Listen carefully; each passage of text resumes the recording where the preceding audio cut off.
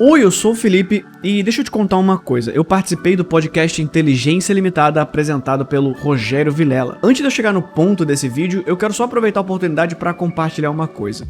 Vocês devem ter percebido que, apesar de eu ter me permitido tratar de assuntos variados aqui, o nosso foco é o terror. Entretanto, se você me retirar o terror, diretamente em seguida vem a comédia. O meu segundo gênero favorito disparadamente. E eu acredito que isso se deva ao fato de serem os dois gêneros com os quais eu fui bombardeado quando eu era mais novo. As minhas referências no terror, vocês já devem ter ouvido a exaustão. Então, eu acho que esse é o momento oportuno para falar de referências na comédia. A não ser que você seja um jovem que nasceu dos anos 2000 pra frente, é claro que você conhece o Mundo Canibal. Mas a maior parte das pessoas vai lembrar do site como uma referência pop, louvando as partes mais mainstream. Ah, Havaiana de Pau, Partoba, Maloqueiro Popeye, Carlinhos, Bonequicha. Eu tô querendo dizer que eu sou aquele fã chato que vive apontando o dedo e chamando todo mundo de poser. Ah, você gosta do Mundo Canibal? Então cite 714 personagens em ordem alfabética enquanto fazem embaixadinhas. Desculpa, eu sou esse cara sem noção. Mas é só um resultado de um jovem que carrega um carinho monstruoso pelo Rogério Vilela e pelos irmãos Piologo, que aliás são um sonista vendido passador de pano. Sendo um adolescente nos anos 2000, as minhas três maiores referências de entretenimento foram Mundo Canibal, Hermes e Renato e Pânico das Antigas. Foram três produtos mediáticos que me ensinaram a não ser um cara chato e que aceita rir de tudo. Onde Stephen King, Zé do Caixão, Abu Janra, Wes Craven me inspiraram através do terror, Mundo Canibal e outros foram a minha referência de comédia. Eu provavelmente seria um jovem milionário hoje em dia se eu não tivesse gastado cada centavo que pousava na minha mão pra ir na lan house mais próxima pra assistir o Beto Bagnífico e suas mágicas, ou as peripécias mórbidas do Deformed Baby. Então o Mundo Canibal não foi só um site que eu acessei quando eu era novo. Pra um cara que trabalha com ficção e entretenimento hoje em dia, eles foram responsáveis pela minha formação como artista. Enfim, isso é só pra poder manter esse registro aqui do quão importante pra mim é ter feito parte disso. Eu sei que a primeira reação ao saber da proposta é minha nossa, cara, que reconhecimento incrível, aposto que vai ganhar 1 milhão de inscritos, que demais. Mas não é esse o foco. Eu não sou o cara de tirar foto e pedir autógrafo, o meu negócio é na ideia. E poder trocar ideia com um cara que você admira é surreal. Eu já contei a história de quando eu fui estuprado por um cocô, o dia que eu perdi um pedaço do dedão do pé, o dia que eu tive que cuidar de um amigo meu drogado. Enfim, eu sei que vocês adoram ouvir essas histórias onde eu me ferro sempre. Deixa eu contar esse caso do começo. Essa é a história do triste dia que eu aceitei participar da Inteligência Limitada.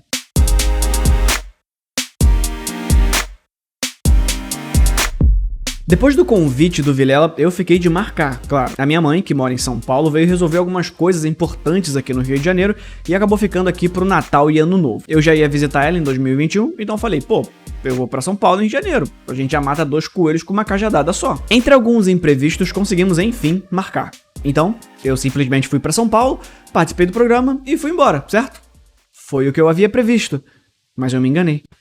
Lê do engano. Ah, lê do engano. Essa história começa quando eu fui contar pra minha mãe que eu ia participar do programa. Vocês sabem muito bem como é que é mãe, né? Eu não sabia como explicar pra ela o que era podcast, Mundo Canibal e blá blá blá. Eu acho que a minha mãe não entendeu como o YouTube funciona até hoje. Então eu só falei, eu vou participar de uma entrevista. Já que eu vou estar em São Paulo pra passar um tempo com você, mamãe, quando eu estiver voltando pro Rio de Janeiro, eu vou só lá em São Paulo e já era. Acabou o podcast, eu pego meu ônibus e volto. A minha mãe então disse, sem problema, filho.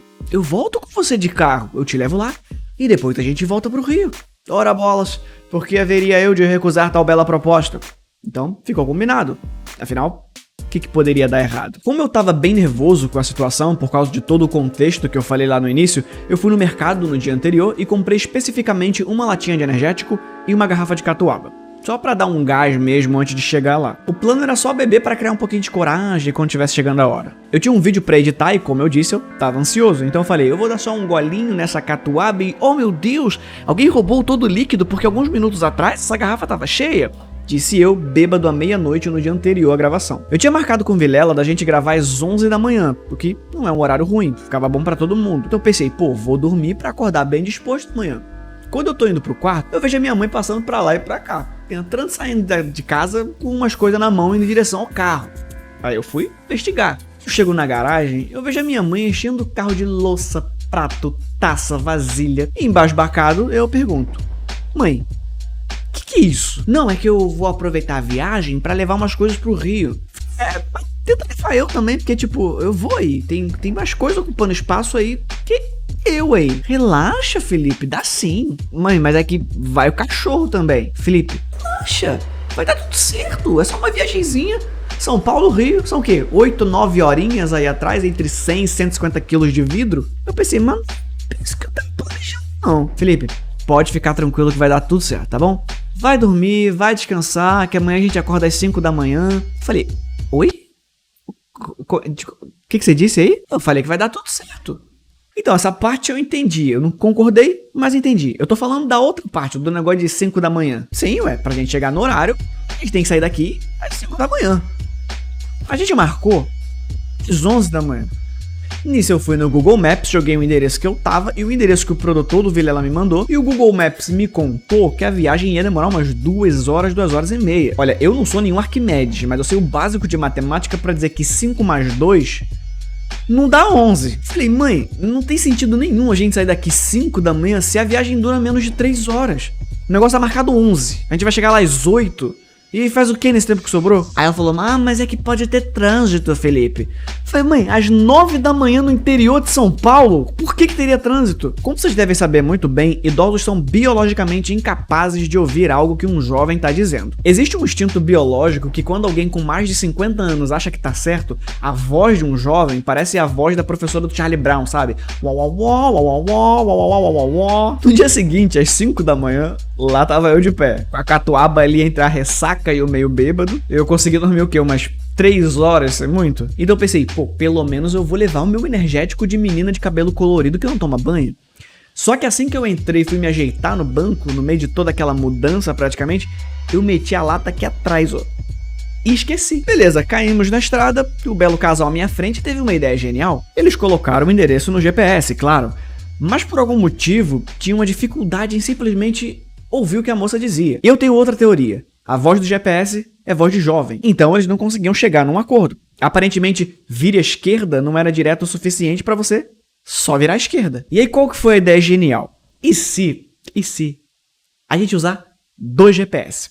Aí cada um pegou um celular, cada um abriu o Waze, cada um colocou o endereço e seguimos a viagem. Com 2 GPS. Ao mesmo tempo.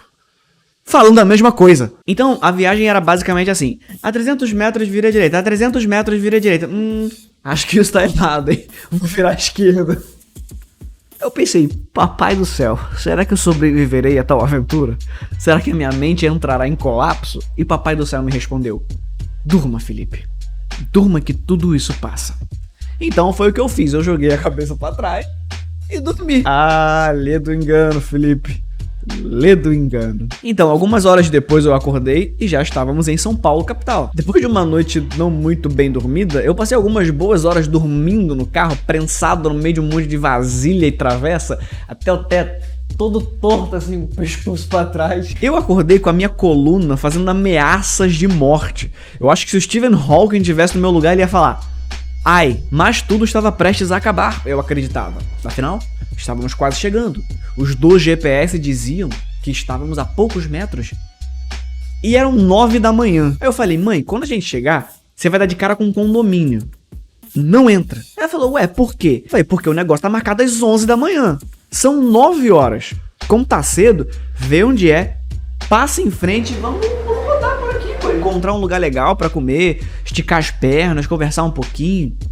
Ela falou, você quer comer? Eu falei, pode ser.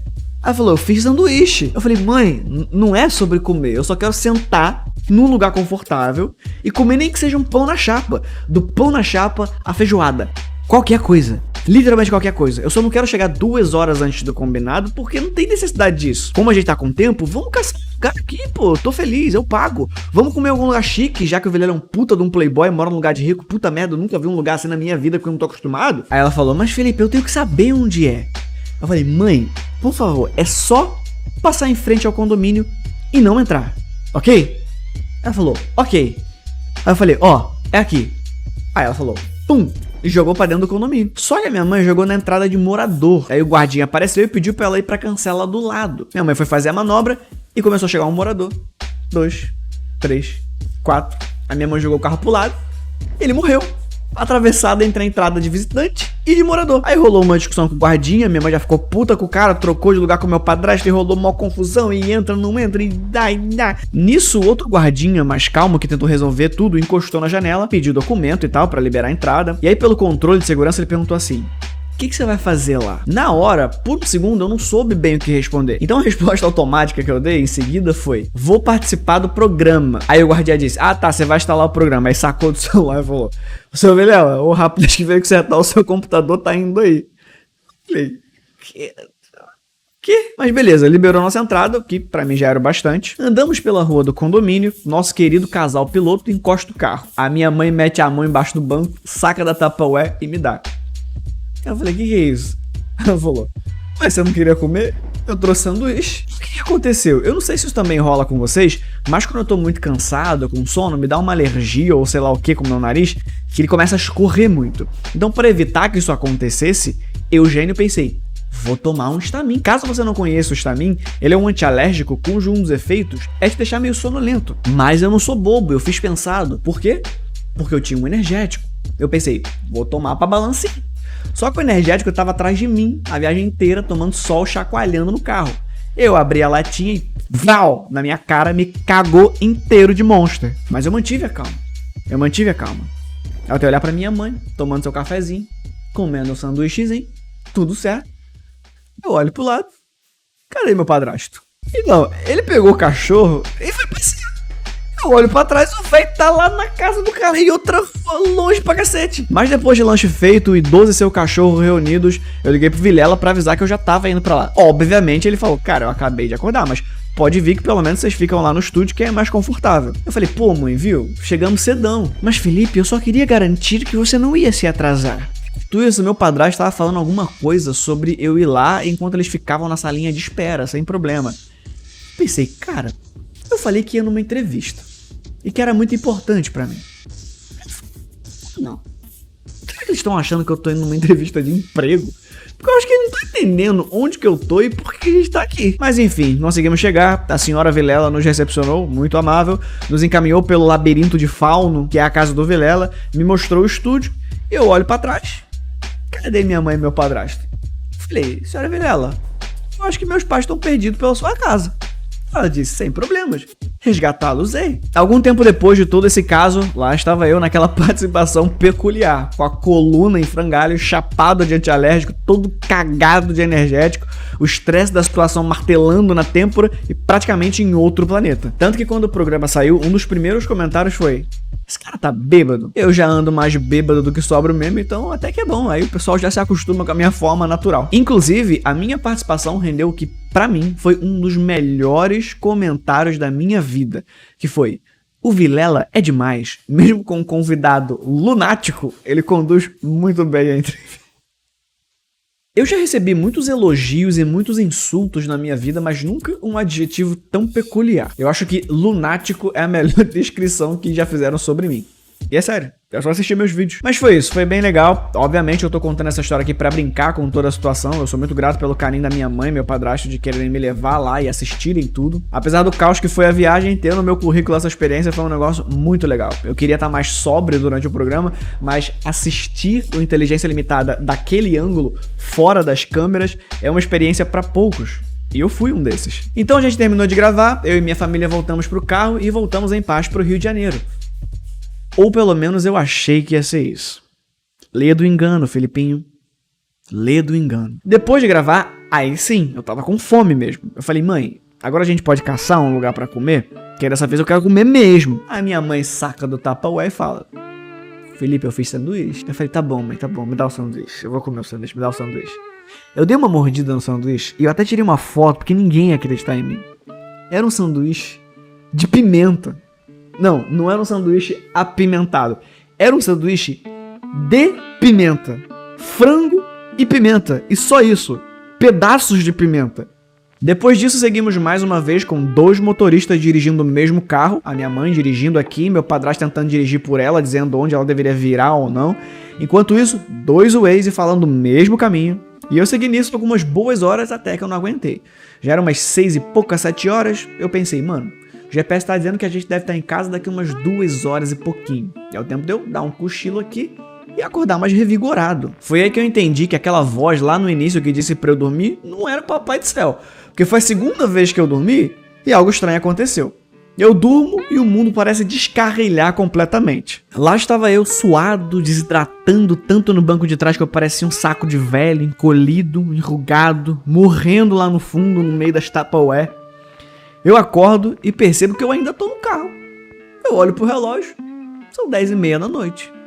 Era pra gente ter chegado, mais de uma hora. Eu olho pro meu lado e vejo praia. Eu pensei, eu moro perto da praia. Eu falei, mãe, onde é que a gente tá? Aí rolou aqueles 5 segundos de silêncio entre a tensão e a explosão da bomba, sabe? E eu ouvi 3 palavras terríveis. Então, não sei. Eu falei, pode ser. Eu olhei no GPS a rua que a gente tava e joguei no Google. A gente tava em Niterói. Niterói não é uma rua errada. Niterói é outra cidade. Eu não tinha mais líquido no corpo, eu não tinha mais osso inteiro embaixo da pele, eu não tinha sequer mais cortisol pra gastar. Eu só peguei o celular, coloquei o endereço de casa, eu liguei o GPS e falei, mãe, pelo amor de Deus, só segue essa moça. Eu sei que às vezes a voz dela não passa muita confiança, porque parece uma pessoa jovem demais, sem experiência. Mas confia em mim, ela sabe do que ela tá falando. Essa moça tá presa dentro dessa caixinha mágica há tempo suficiente pra saber o que ela tá falando. Ela só tem um trabalho. Vira pra esquerda, vira pra direita, vira pra esquerda. Se ela falar vira pra esquerda, vira pra esquerda. Só vira pra esquerda. Se ela falar vira pra direita, é direita, só vira pra direita. Se ela falar vai pra frente, se estiver de frente pra um precipício, vai pra frente, confia, um milagre vai acontecer. Essa moça não deixaria a gente na mão, entendeu? Por favor, só segue o GPS. Vamos combinar isso. Pelo amor de Papai do Céu. Segue o GPS. E então, depois de todo esse caos, finalmente chegamos em casa. A minha mãe quase desmaiando de sono, meu padrasto passando mal, morrendo do coração, e eu desidratado, descarregando 414 quilos de travessa Tupperware e coxa de cama numa das noites mais quentes do Rio de Janeiro. Uma história linda e com um final feliz. Muito obrigado. Eu me senti no próprio remake brasileiro de Férias Frustradas. Então, deixa um like se você chorou.